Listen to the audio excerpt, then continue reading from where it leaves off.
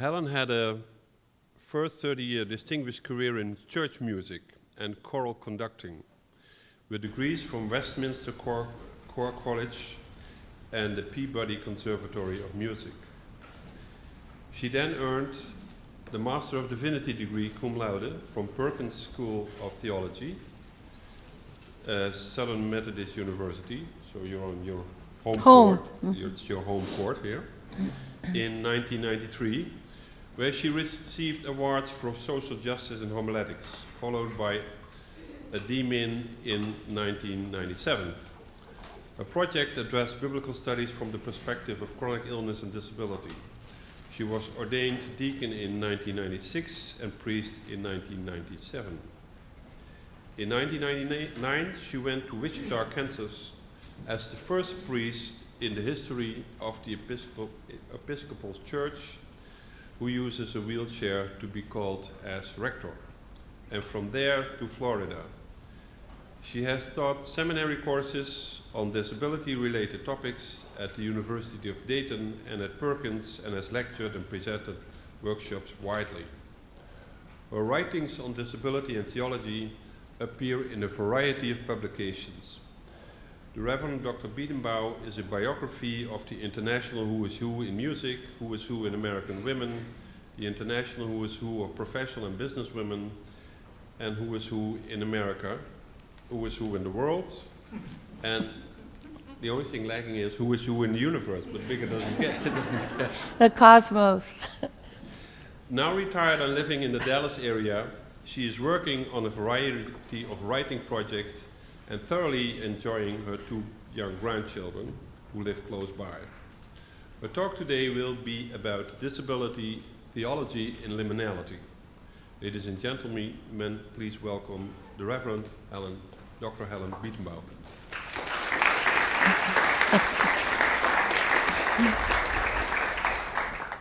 Obviously, there is no way that we can cover 7 pages of outline in the brief time that we have allotted. But the reason I wanted to give you so much material is that the whole idea of transitions in our lives is such a complicated one and is such an often, sometimes constantly repeating one, that I wanted you to have as much information as possible to take with you. Folks who are involved in pastoral work to be able to have the references, and folks who are or are not involved in pastoral work for your own times of transition.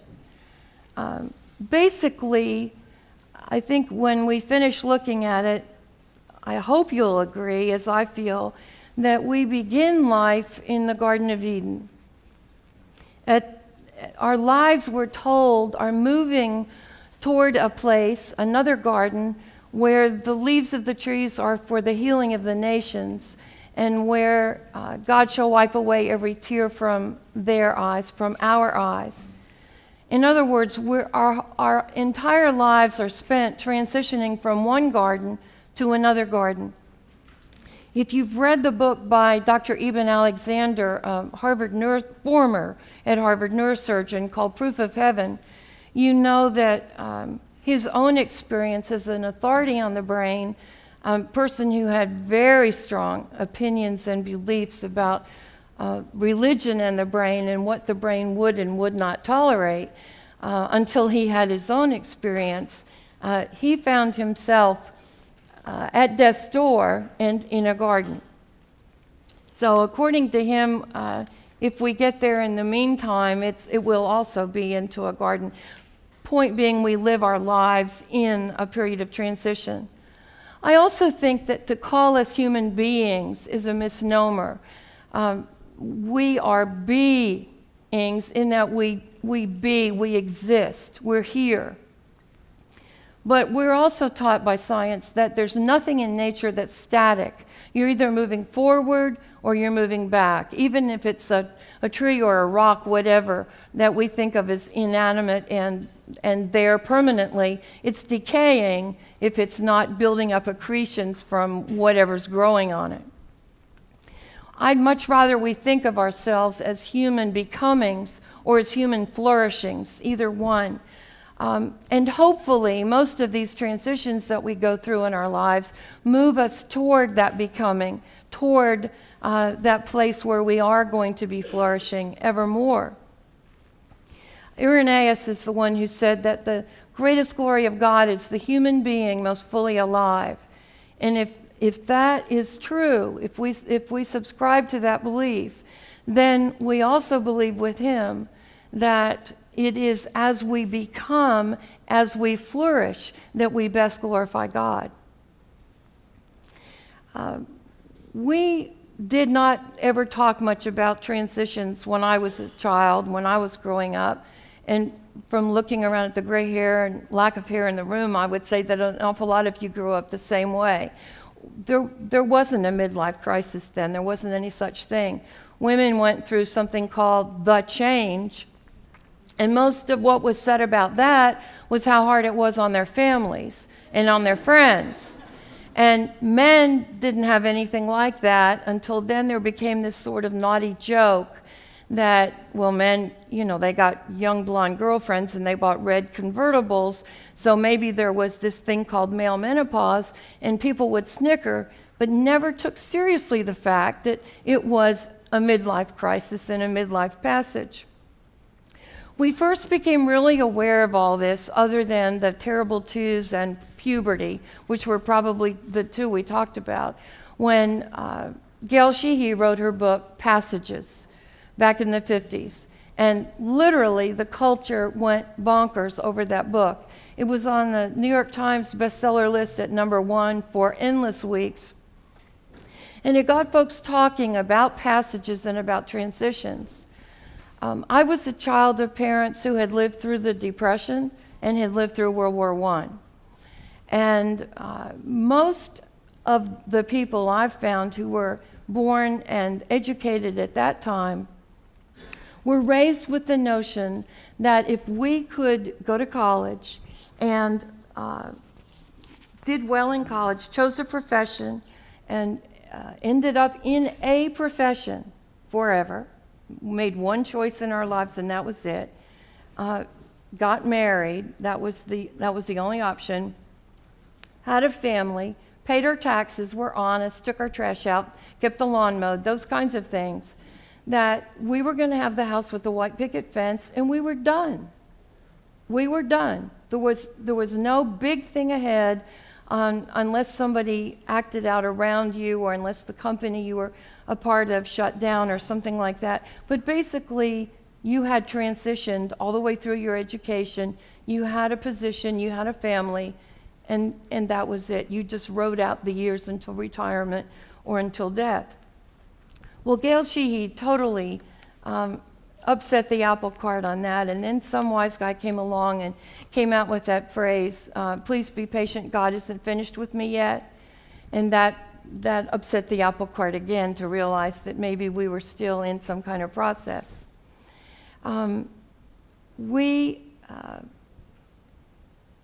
Looking back now at Sheehy's work, at her first book, we realized, and I've put the summary in here for those of you who either haven't read it in years, which makes good sense, or who have never read it at all, to see how she summarized the 20s, the 30s, and the 40s. And the book ended in the 40s. You had your midlife crisis about 45, give or take a year or two. If you got through that, and that was it. That was the end of transitions, and nothing more happened. Well, obviously, there was a whole new world waiting to be discovered by her and everybody else later on down the road.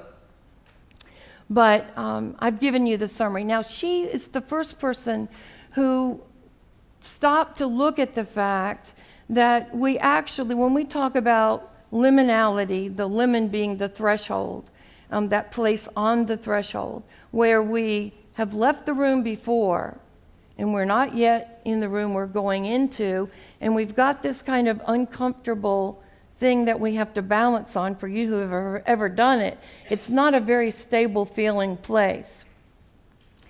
And so people who are in that transition some have, and some of the writing has been led to focus on what are called marker events, what she called marker events. And those would be things like going to school, beginning public school or private school, going into puberty, going to get either vocational training or a college degree after graduation from high school, getting married, becoming parents, retiring. All these kinds of things are marker events. And a lot of the writing and talking that's been done about transitions has focused on those marker events. The other thing that has happened, some of you may remember your study of Maslow, which just about everybody studied in college, and his what he called hierarchy of needs, or his move up the pyramid to become self-actualized or individuated, and those developmental kinds of things that go on when this infant who was born unaware of anything but self begins to discover that there's mom and there's dad and there's caregivers, whoever's there, that there is something other than self, and then begins to realize that there's an interaction that's possible, and there's even giving possible as well as receiving, and they begin to transition, we begin to transition from being creatures who take it all in to creatures who also emote and give out. That process continues. You all know all the stories of puberty, when it's the beginning of the time when the individual needs to say, I am not my parents. I may choose to make different choices in life, in my profession, in my lifestyle, in the architecture of home I like, whatever it may be. And that separation, that cleavage begins to take place, often with a great deal of trauma. Well, we knew about those, and we were fairly familiar with those. I think part of the danger of some understanding of liminality of transitions is that we either begin to think that if we know something about them, we can control them. And basically, when you've set off from the shore and you're in the middle of the lake and the goal is way over there, there's not much controlling that you can do. Or we believe that we're totally out of control and that we're simply going to be buffeted about by whatever happens to be in the environment, and that we have no self-determination, no self-direction, no ability to affect that transition for good or for ill, to make it more pleasant or less unpleasant. It's interesting, I think, that the psychologists who put out those surveys that you may have seen or taken through the years, usually someplace in a magazine, with how stressed are you? And then they'll say, has there been an addition to your family? In other words, have you had a child or adopted a child in the year? Have you married or divorced? Have you had a major health event, either a medical crisis or recovery from a profound illness or injury? I don't think I said marriage or divorce. Do you have a new job, or did you lose a job? All the kinds of things that are transitional are regarded by psychologists as having the exact same impact on us, whether they are positive or negative. Whether we are happy to welcome a new baby into our home, a healthy baby, or our close mother dies, or a sibling dies, or a child dies, seems to have no, as strange as it seems, no effect on the intensity with which we experience that transition. So that some of the transitions may be wonderfully happy events. Some of them may be terribly painful, even brutal, even tragic events. And yet, as far as our psyches are concerned, they're all awash. They have a tremendous impact on us and can leave us reeling. I've listed in your summary outline a listing of the major stages and there are 12 of them, that everybody generally acknowledges. I should say 11 of them I think are generally acknowledged. Number 12, I'm not so sure. But I think we have to be aware in this day and age that adjusting to new technologies may be one of the most difficult transitions for many, many people. You know how it is when every button you push on your phone to make everything happen is suddenly different. How frustrating that is. Some of it is just learning to let go of the old ways, which seemed safe, and that worked perfectly fine for me. Why do I need something new? To move to the new technology. Sometimes it's because our whole worldview is shattered. For example, I take a picture of my grandchild, I send it to my daughter, saying, this is what the kids are doing while they're here. I have no concept that within a few hours, X million people may have seen what that picture was and may be filling the cyberspace world with comments on what they were wearing, whether they look intelligent or not, what kind of interaction just constant comments. So that you not only have the addition of the technology itself, but the loss of something that we were all taught to cherish, if not as children, when we got to be teenagers and our bodies began to mature. And that is privacy. And privacy has gone away. So that we have the mechanical, how am I going to make this thing work for me to get it to do what I need it to do?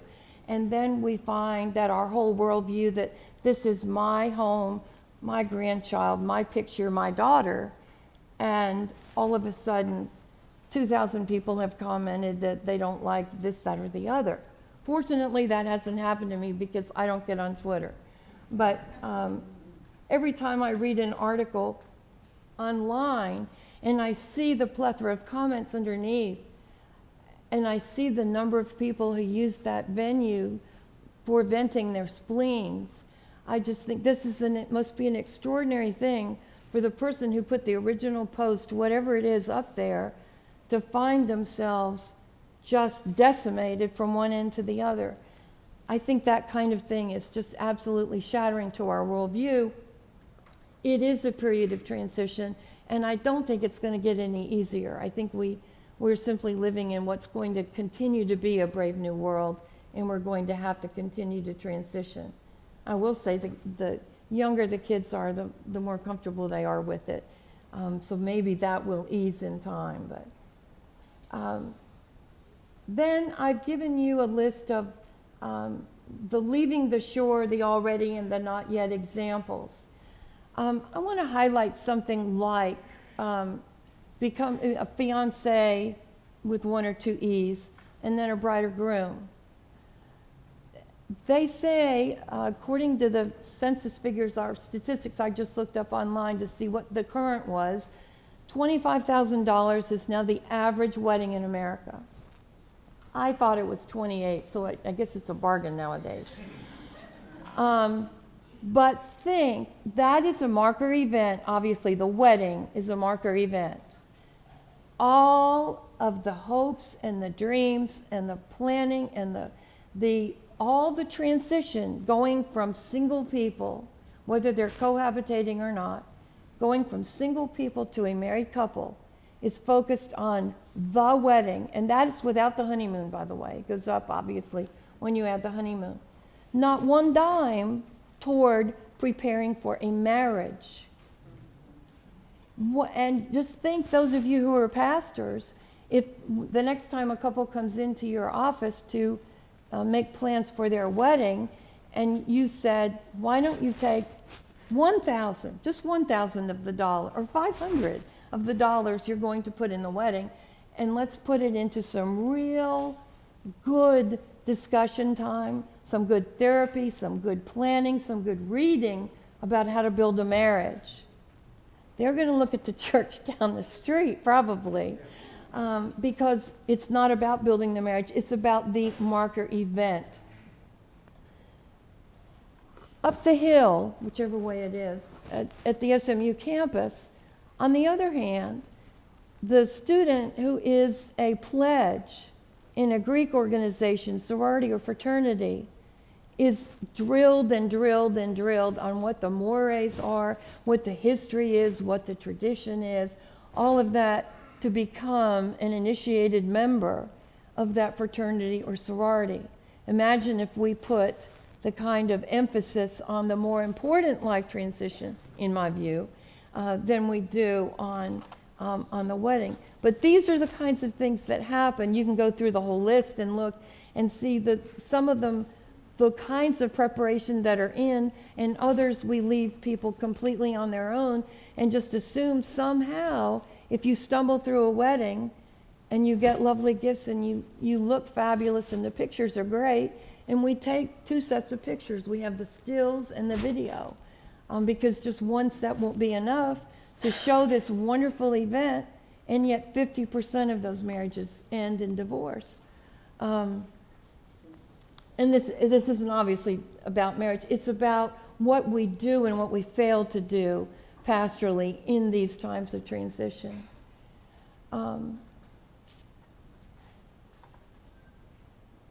One of the, I think, most important things for the church pastorally is to make it clear for people that there are these marker events that they look at. These are the pictures that go on the wall. These are the pictures that go in the albums. These are the events that they talk back about with their grandchildren later, or that when the families gather, they talk about the wedding, the baptism, the high school graduation, the college graduation. The marker events get all of the transitions of life lumped into them, and who and how the person was on that day is somehow or other supposed to encapsulate the total story of who they are and what they have become, and maybe we think about what they are becoming. We don't realize all of the maturation, all of the struggles, all of the fears. You know, I've trained to be a lawyer. Am I going to be a good lawyer? Am I going to get a job with a good law firm? Will I like the practice of law? How many people prepare for a profession and get into it and think, this really isn't what I thought it was going to be. This isn't fulfilling. I want to look elsewhere. At one time, that would have been unthinkable. Today, they tell us that the average college graduate will have 12 career changes, not different jobs, 12 totally different careers in their lifetimes. Talk about transition, and add to that the numbers of jobs. With all of the developmental transitions that are going on, the trying out of various lifestyles, the explorations of religion, what does it mean to be in relationship with a spouse? What does it mean to be or not be active in a political party?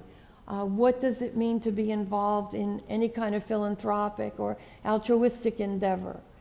What does it mean to become a parent? Again, we focus on pregnancy and on baby showers.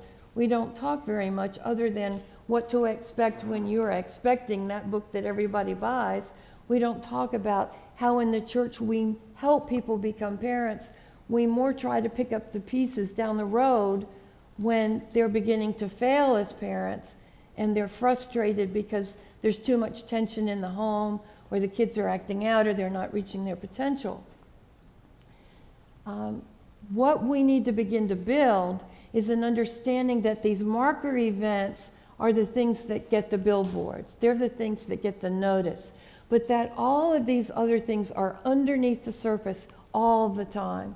And we need to be letting people understand that they really aren't done yet. God really isn't finished with them yet. They're not the Pillsbury Doughboy. And that God is with them in and through the transition, and that every transition does not have to end up with a successful, contented, fulfilling landing on the other shore. That if when they arrive at that destination, it does not seem fulfilling, then there's every opportunity to turn around and go set sail for another shore. Now, what happens when we add disability to all of this mix? given the discussion this morning, I think probably don't need to even more than mention that with this group. Any fear that a child has about going to public school, it's exciting, I'm going to be a big kid, this is great, I'm going to be like my big brother or sister or the kid next door, with a little anxiety over leaving mom, and are they going to have good snacks like mom always makes me, and what will it be to have a teacher, another person, another authority figure in charge of me? Add disability to that mix, and you've upped the ante on every aspect of it. Will the child be accepted? Will the playground be really accessible? And you know the difference between what somebody tells you at a hotel, for example, is accessible and what really is. They're worlds apart. No, we're accessible. Just because it says so on the internet does not mean that you're really accessible. These questions become enormous for a child, and we all know the tremendous impact, again, given social media, that bullying has today. How many children and teens in the last couple of years alone have committed suicide because of bullying?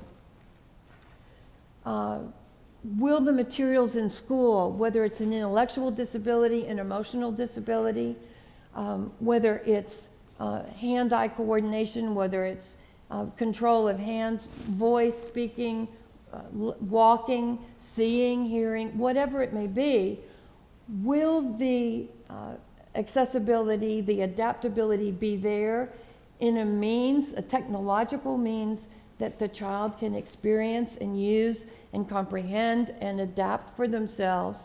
Or are they going to find themselves torn away from home and mom and their toys and their neighborhood and their snacks and their refrigerator, all of that world, the only world they've known, and find themselves in an environment that's completely hostile with a bunch of people who are staring at them and not wanting to interact with them on the playground or anyplace else? And I think you can take that, what seems in a way like a sad, almost silly little model, but enlarge that and project that as we move through life.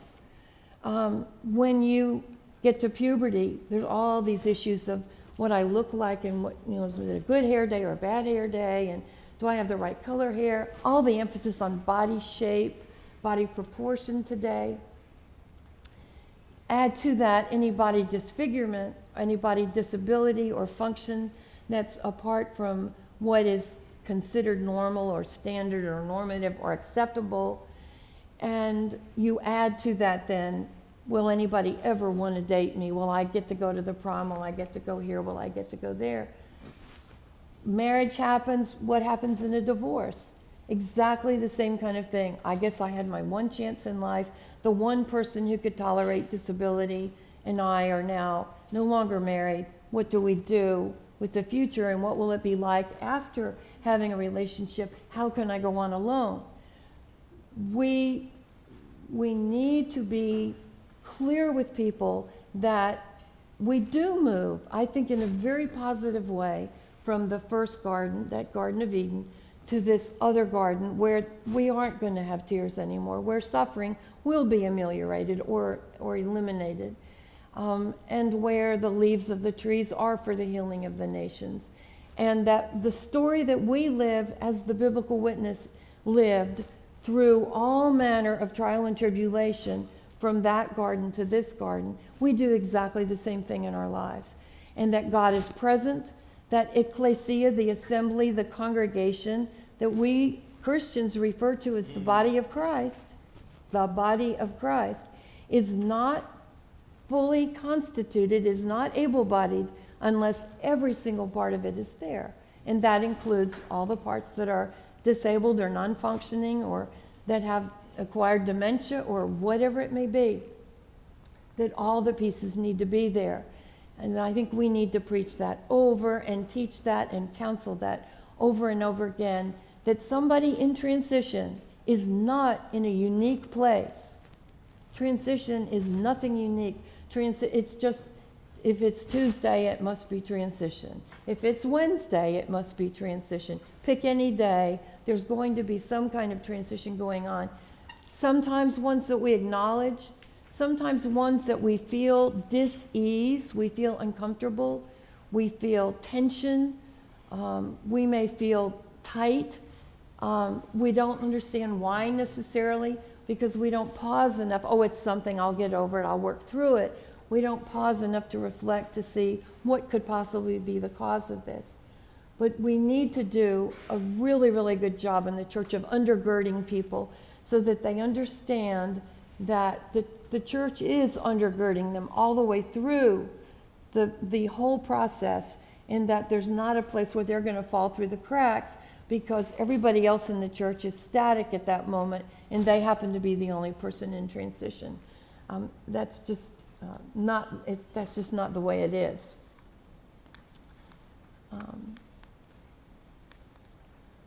You've probably all heard, perhaps endlessly, but it's such a wonderful example, the fact that in Chinese there is no single character for the word crisis. There's only a combination of two characters, one being danger and the other being opportunity. And those two characters put together form our concept of crisis. And that's obviously the paradox, and yet it's the open invitation that the church can give again and again, that when the moment of transition or the unhappy, unfulfilled end of transition comes to a place that feels negative, that feels threatening, that feels frankly dangerous, very valid character, that there is always the opportunity there. We all know as Amos talked about this morning, that if you have a disability, you're going to be sanctified automatically. I guess if you get carte blanche, you don't get sanctified. I'm not sure. I'll have to work that out. But that there is some kind of an automatic transition that you go through that makes you all wise and all knowing, and you have this tremendous transition experience that puts you on a plane above other folks. I think it's really interesting that while they may think we've been sanctified on this plane, they also are still very uncomfortable being around us. I always go back to the fact that the word stigmata, which in the history of particularly of mystical religions, is something that is of inestimable value. A person whose body demonstrates the wounds of Christ on the cross. And yet from that we get the word stigma, which is just the very opposite. How we can have stigmata on such a plane and then turn around and there is a stigma to disability there in the long journey. But I think this whole idea of sanctification plays into that at some point as well. I think we need to be very, very careful that we never promise people that crisis, that transition, that disability, that any other marker event, however you want to look at it, however you want to name it, is going to be, is going to raise, it's going to be redemptive, it's going to give resurrection, it's going to give transfiguration or transformation, it's going to give saintliness or some kind of all-knowing wisdom. The possibility of that is there. But in a sense, if we say to people, oh, you have this and you're going to become that, we can do like Pontius Pilate and wash our hands of the whole thing and say this is between you and God, and now the church can go on about its business. And we need not get involved in the struggle, the pain, the transition, the mire and the muck of what it would take you to get from whatever this condition is to a place of holiness with it, in essence. I've given you 9 examples for the guidance of religion, talking about times of transition, and these are just ones that I picked at random. Adam and Eve are created in the Garden of Eden. It's the only home, the only environment, the only world they ever knew, and they find themselves evicted from that place, obviously an enormous transition. Noah was told, you're going to leave everything. God says, I'm going to destroy the earth. Everybody's going to go. You've got to get 2 of every creature, get your family, stop everything you're doing, build an ark, and you're going to sail through this. But imagine being confronted with that kind of a transition. Abraham, the call of Abraham, we all know, called to leave everything. And oh yes, at your advanced stage and Sarah's advanced stage, you're going to become the parents of nations. And on it goes. We understand then that if we look at the Bible in that way, the story of God's interaction with humanity is one of many times calling us, as Jesus called the 12, calling us to leave whatever is secure, whatever is our known world, whatever is the already, and go out into the not yet. And the not yet very frequently is completely unknown, which means it's fraught with danger because we want to know where it is we're headed. And frankly, there are times when people will choose, better the devil you know than the devil you don't. They will choose to remain where they are rather than to risk the danger and the uncertainty of that period of transition.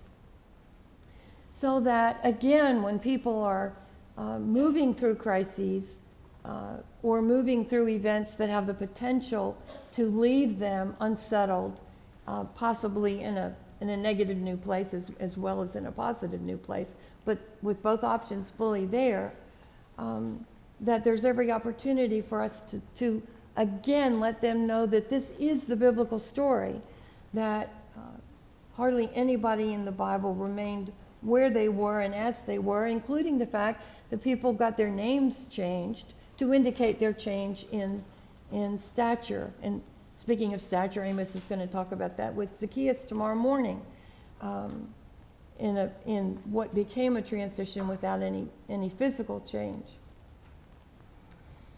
I think there's another area here which is huge for people with disabilities that we've rarely talked about in the church, and that currently, and that is the old notion that the mind, the soul are good, and the body is that's where the 7 deadly sins reside. The body is carnal. The body is where you have the opportunity for all manner of evil, and that the two need to remain separate, and that the body was flagellated or extreme fasting, whatever it might be, to show disdain, disparage, contempt for the body, at the same time that the mind and the soul were being purified. Obviously, we've done great danger to some people's bodies in that context. But then we also got into the whole notion with Descartes, who said, cogito ergo sum, I think, therefore I am, that the mind was what controlled our being, and that what mattered to being, what mattered to my being Helen, was that Helen had a brain, Helen had a mind, and the rest of it was irrelevant. And again, people were taught to keep the body and the mind separate in every way possible. I think the first use of the word body selves, was by feminist theologians who said we can't separate the mind and the body.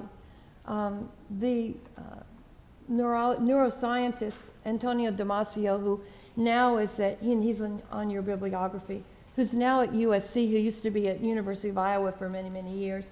He is a neurologist and headed the Department of Neurology at University of Iowa Hospitals. He wrote a book called Descartes' Error, and the case that he focused on to begin his argument was of a man who worked well over 100 years ago when the railroads were first being built. And through some kind of a crazy accident, he got a railroad spike right through his brain. And it literally went right through his skull, right through the frontal lobe and right on through. And one would think, particularly in that time, that he would have been left for dead. He stood up and he walked to the cart, the wagon, got on, He was able to tell them his name, the day, where he lived. He could describe everything. His mental faculties were completely sharp. They took him to the hospital, safely extracted the spike, prevented any infection, all of that. From that point on, he was never again able to live in a family, and he was never again able to hold a job, because the divide between the emotional, the feeling part of the brain, the empathy part of the brain, and the thinking, the cognizant parts of the brain was ruptured. And the two parts of the brain couldn't communicate with each other. And thus, he had absolutely no ability to express emotion or to feel emotion. So the idea that he might be being selfish or rude or anything else never occurred to him. So family couldn't tolerate the way he could not interact appropriately with them, and the same thing happened in the world of employment. And Damasio's whole point there is that we think and we feel, therefore we are.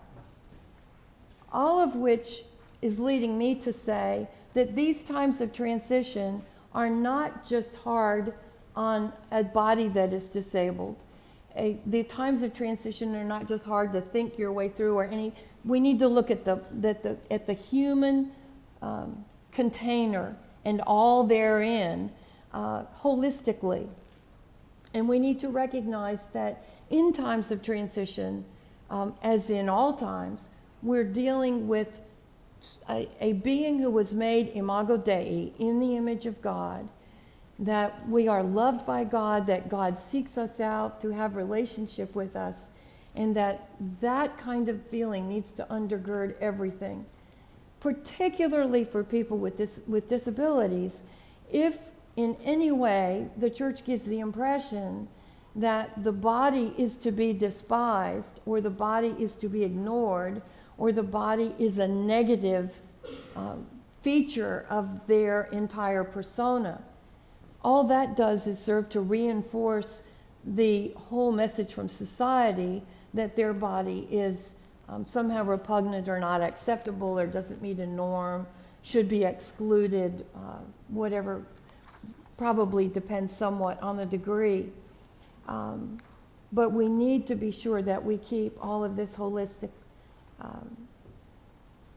I think also it helps to recognize that people have begun doing work beyond the wounded healer that Henry Nouwen did now decades ago, many decades ago. Nancy Easlin, for example, her work on the disabled God, that there are ways of looking at God who we think of as a model of perfection, but in the argument that she puts forth, God through Christ has chosen to take on wounds and a brokenness, if you will, and that indicates not separation from God, not punishment or testing or any of the other trials that could be put on a human, but that it's God's way of choosing identity with all people, with all kinds of people. That's another thing that I think is very helpful. And ultimately, the words of Julian of Norwich, all will be well, all will be well, all manner of thing will be well. Now, practices for times of transition. And just as we get to that, I want to tell you a very brief story about how I see God in our lives from the beginning. I read this years ago in the newspaper, and then I sometime later saw that it had been published in Sophie Burnham's second book on angels. Any of you have ever read any of her work on angels? And it's a story that a mother telephoned in to radio station WOR in New York. For those of you who live in that area, WOR is a major, major radio station. And it was near Christmas, and she was all excited, wanted to tell this story of what had just happened. She had a little girl. I had it backwards in your outline at 0, at O, and a new baby. And she had been cautioned, as all new parents are, that you have to be careful with the older child, that there might be some jealousy or negative reaction to this usurper, particularly if there's been an only child, and that the prince or princess has now been set aside on their throne and there's somebody else who's getting probably more attention just because of need than the older child. And to be careful that the older child doesn't try to cause any harm to the infant. Well, this sister kept insisting, demanding, with increasing frequency and louder, more and more adamant, that she wanted to be left alone with her baby brother. And the more she persisted, the more worried the parents got. Finally, they decided that since there was an intercom in the house, they they'd turn the volume all the way up in the baby's room. They would go into their room next door and be sure then that they could hear any kind of sound that would emanate from the baby's room. If there was any kind of inappropriate action going on, they could dash in and rescue the baby. And so they did, and they could hear the little girl's feet as she went across the floor. And she went up to the crib, and the next thing they heard was, "Tell me about God, I'm forgetting. Tell me about God, I'm forgetting." So I think that's where we start, with where we all are as we approach these times of transitions and what the things are that we can do. This is meant to serve as a template, and it's probably the biggest template for anything you've ever seen.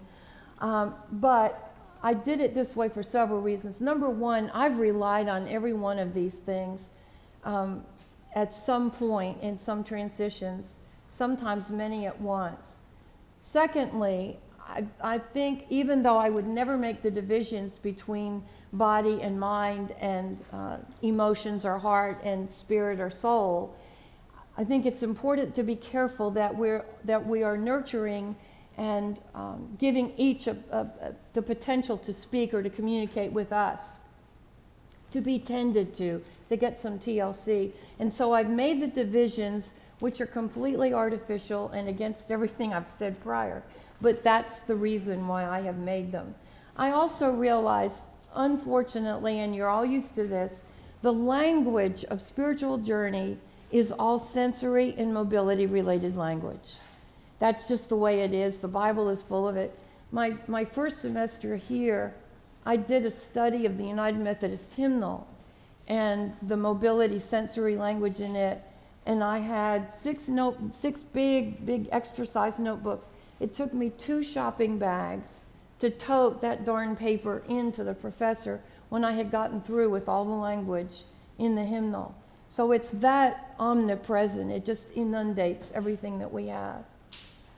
The most important things I would say from these divisions into body and mind are, first of all, to be, the only word I can think of is hypervigilant, but to listen and look with all your pores open, with every cell open, for anything that you can glean, anything that you can learn, anything that you can pick from anyone else's experience, whether it's a word that you might hear 2-3 times that you haven't seen in a long time or heard in a long time, whether you find 2 or 3 people within a space of a week recommending a particular book to you. Pay attention to those things. In my experience, they've often been God's voice saying, go take a look at this and spend some time on this. Something I learned just accidentally almost from one of my professors at Perkins was the word enthusiasm. I'd never thought of it that way. Enthusiasm. We're going after because we started so late. I asked Bill. Yep. That when you've got a choice to make, you know the times when you're pondering a choice and one of them just makes your stomach in knots and you feel a headache coming on and your shoulders feel like there's a weight on them, and the other, somebody out, would you take this project or would you do this or that? And there's all this energy and you think I could call this person and we could do this and we could have a committee for that. The word enthusiasm, if you break it down in the Greek, is en theos. God is in the one where the energy is, where we get enthusiastic. And I remember so well the very first time I tried that, I learned 100 lessons out of that experience. So rely on things like that. Take time for Sabbath. I think I put that in every single category, repeated it. And by Sabbath, I mean absolute quiet, silent time, away on a retreat if possible. Sabbath time, not as in go to church and run an errand on the way home, but as in quiet where God can speak to you and you can speak to God, or hopefully just listen. The last most important thing I think I can share with you is something that Andy Lester, who was a pastoral care professor over at Bright Divinity School, had written a fabulous book on anger and a fabulous book on hope, both of which are in bibliographies today and Wednesday. He said that when we're going through a transition, when a baby is born with a disability, when we have a life-changing accident, or we become ill with a life-changing illness, and what happens metaphorically is that scrapbook that the expectant parents have already outlined for their child's life, or that video that they've already pre-recorded, my child's going to play football at my alma mater, or my daughter's going to whatever, that suddenly that screen goes blank. Suddenly that scrapbook, all the pages are empty, there's nothing on them. And that hope vanishes, and the person is put into extreme crisis, or the parents are put into extreme crisis, because they see no future there. They don't have any concept of what might fill those. And that the best thing we can do as we stand with them is, number one, to assure them that God is present, but to begin to explore ways with their selections of enthusiasm of what they might put in that video or what they might put in that album. And that people can much better move through those transition periods when they see something, when they have an idea that there is a becoming there, that there is a place that this craft that's stranded in the middle of the lake or in the middle of the ocean can land, and that it's a good place and that it's a happy place. That this is something that we can offer them.